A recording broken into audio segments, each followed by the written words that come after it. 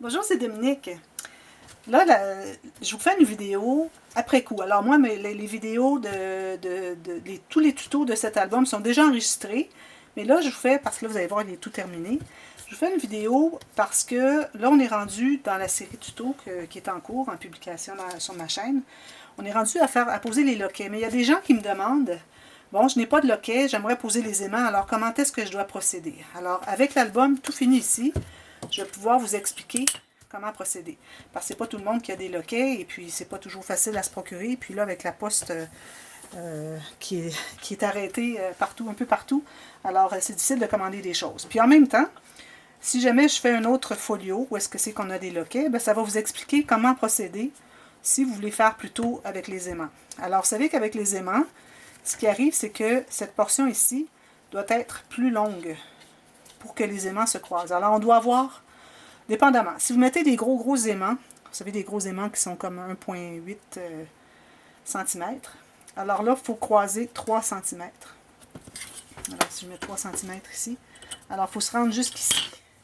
Si vous avez des aimants plus petits, ceux qui sont environ 10 mm ou 8 mm, à ce moment-là, je recommande de mettre 3 paires. Alors, 2 paires, alors une ici, une ici. Si vous avez les gros, je vais vous montrer. Je les ai justement ici avec moi.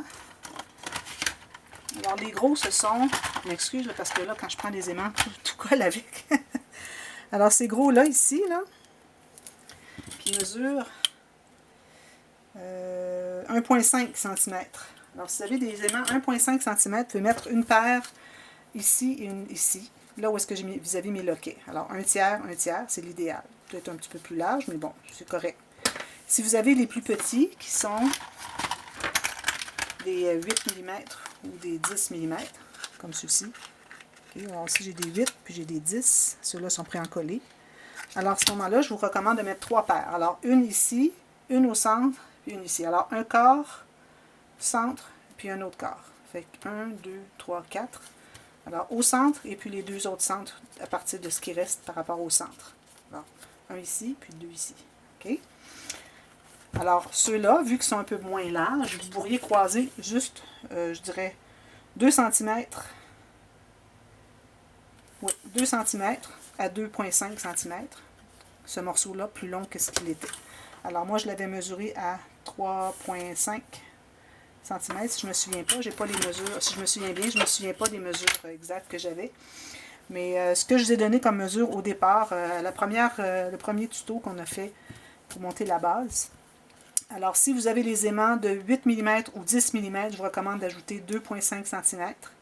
Si vous avez les gros aimants qui sont 1,5 cm, ajoutez 3 cm sur ce morceau-ci. Mais là, il y a une autre chose aussi, c'est que ici, vu qu'il arrive égal, alors nos tranches sont la même largeur, la même hauteur, même mesure. Exactement, même hauteur, même largeur. Mais si on a un morceau qui va par-dessus, il doit aller par-dessus, donc il devrait être plus long ici, pour qu'il puisse aller par-dessus et rester droit par rapport au reste des pages. Parce que si vous le mettez par-dessus, alors vous voyez, ça fait ça. Il irait ici par-dessus. Alors là, on n'est plus égal ici. Alors on doit ajouter un peu de la largeur de notre tranche qui est vis-à-vis le morceau qui est par-dessus. Alors peut-être vous allez vouloir avoir celui-ci par-dessus le petit. À ce moment-là, c'est celui-ci qui va être plus long.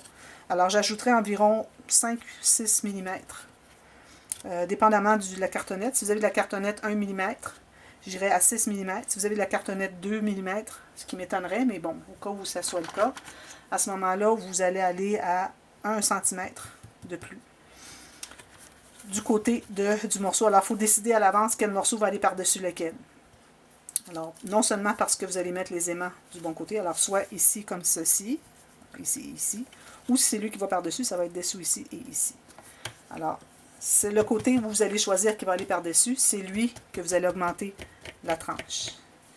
Alors, je pense que c'est clair. Et puis ça, comme je vous dis, ça peut aller à n'importe quel album que je fais en folio, c'est-à-dire avec deux morceaux droits ici avec les petits loquets, que vous pouvez changer pour les aimants en ajoutant un petit peu ici et ici, dépendamment des formats de vos aimants. Alors, je crois que c'est clair. Et puis, c'est ça, j'ai deux ou trois personnes qui me l'ont demandé. Et puis j'ai pensé que ça serait bien de faire une vidéo, surtout qu'on est rendu à l'étape de poser les loquets.